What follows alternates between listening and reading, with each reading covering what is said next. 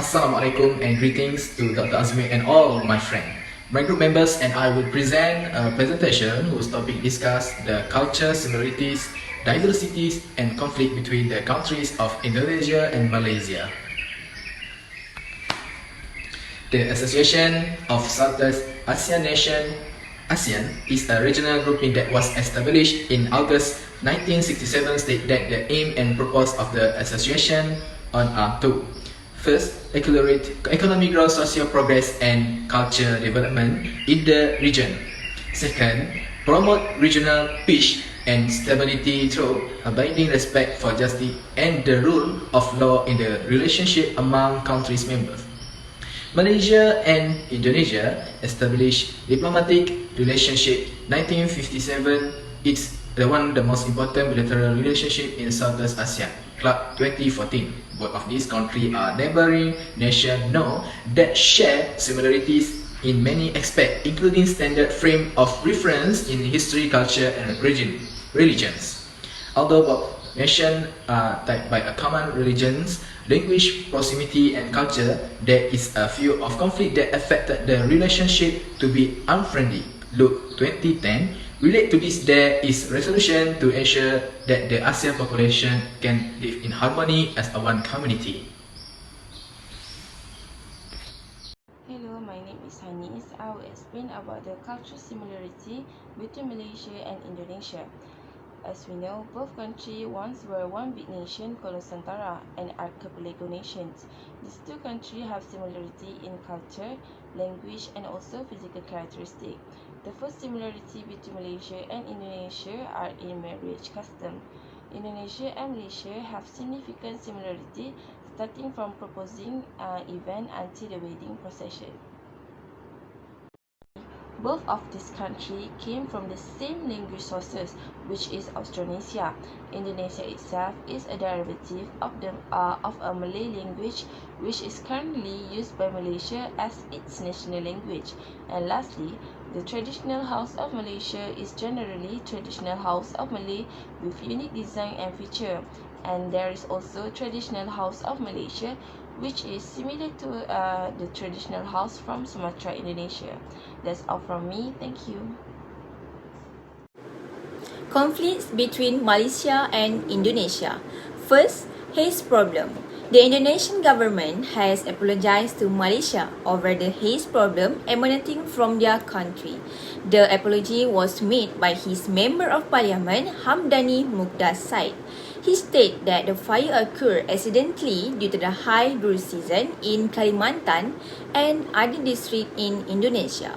Second, the scramble for two islands and overlapping territorial waters. There are two islands that are in dispute between Malaysia and Indonesia. The islands are Legitan Island and Sipadan Island, which are located in Sabah waters. This dispute has started since 1969 when negotiations were had between the two countries.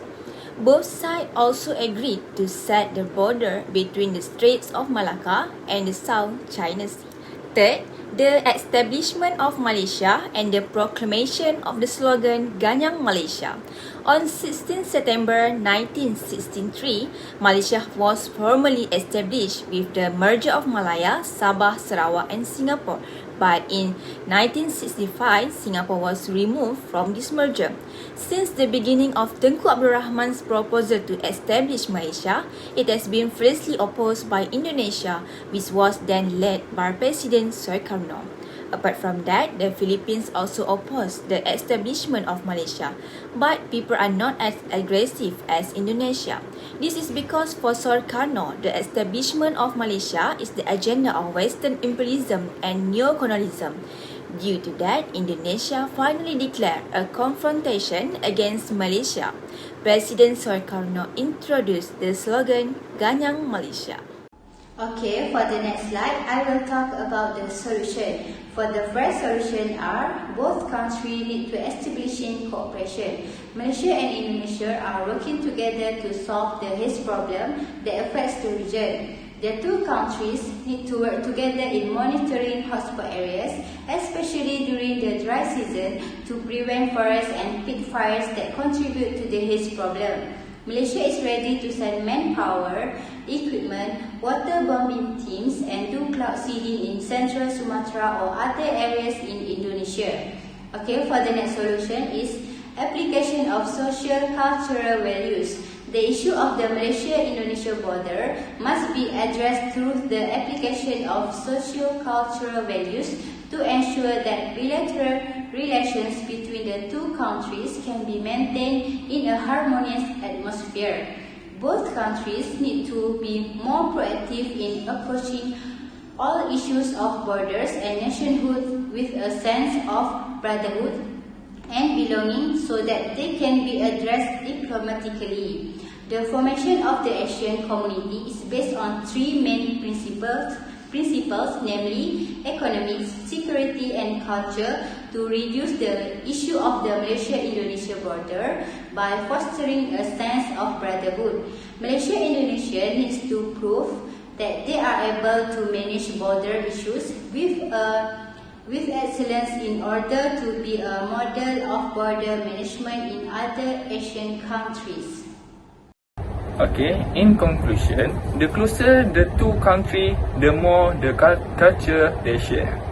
No matter how similar the culture between two countries, there are always conflict between them because they are managed by different governments. Conflict always happen when two or more countries are neighboring to each other or when the benefits are overlapped. However, conflict can be resolved by proper negotiation, often and understanding each other. Once the conflict settles down, this country can be a model for the other country to solve an agreement. Negotiation is better for any conflict between countries because it is the way that can force all involved countries to make give and take discussion in order to settle the conflict as soon as possible. That's all. Thank you. Here we attach a list of different resources. It's all for us. Thank you very much.